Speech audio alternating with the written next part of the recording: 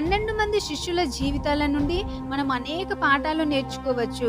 వారి చివరి దశ మరణాలు ఎలా ఉన్నాయి, వారి మరణాల ద్వారా దేవుడు ఎలా మహిమ పొందుకున్నాడో తెలుసుకుంటే మనం కూడా స్ఫూర్తి పొందవచ్చు. బైబిల్లో 2 హతసాక్ష్యాలు రాయబడ్డాయి.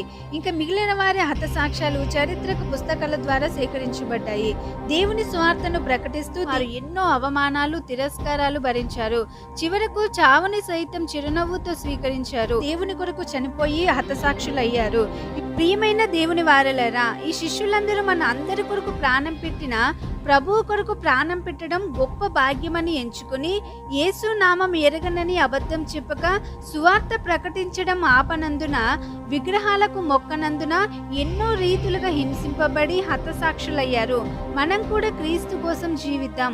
అవసరమైతే మన ప్రాణాలను అర్పించుటకైనా సిద్ధపడుదాం. మరణం వరకు నమ్మకంగా ఉండి మనకు వాగ్దానం చేయబడిన జీవ కిరీటం పొందుటకు ప్రయాసపడుదాం.